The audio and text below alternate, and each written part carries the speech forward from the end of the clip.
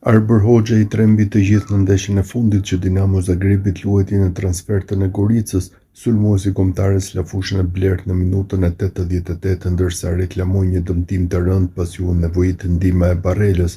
Dinamo Zagrebit ka kryer 10 testet mjekësore për të konfirmuar se Hoxha nuk vuan nga asgjë serioze, madje më 6 dhjetor ndaj Hajdukut të Splitit pritet sërish të jetë në fushë. Ky duel është dhe më i rëndësishmi. Dinamo Zagrebit numëron aktualisht një pikë më tepër se Hajduku i Splitit dhe për këtë në shtëpi do të kërkohet maksimumi. Arbër Hoxha la fushën e blertë i dëmtuar me Barel, ndërsa Dinamo Zagrebit fitoi 0-2 në transfertën e Goricës. Sulmuesi kombëtares do të zëvendësohej 1 minutë para episodit ku u dëmtuan dhe se gjyqtari nuk do e kishte ndaluar. Trajneri i Dinamos së Zagrebit Mario Kovačević u pyet për gjendjen e Hoxhës pas fitores.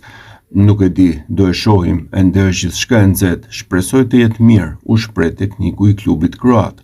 Përpara është ndeshja me Hajdukun e Splitit, pikërisht më 6 dhjetor Dinamo Zagreb ka mundësinë të fillojë arratisje, ndërsa aktualisht është 1 pikë para.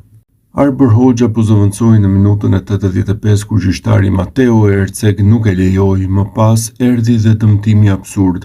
Ndërhyrja e Ognjen Bakić ishte e rëndë ndaj Hoxhës, për këtë edhe u ndëshkua me karton të verdhë.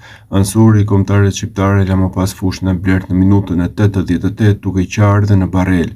Dinamo Zagrebit fitoi në transfert edhe pse luajti nga minuta 75 me një lojtar më pak pas daljes me karton të kuq të Stojković. Pas zëvendësimit të Hoxhës erdhi edhe goli i dytë që vulosi fatin e takimit me rezultatin 0-2.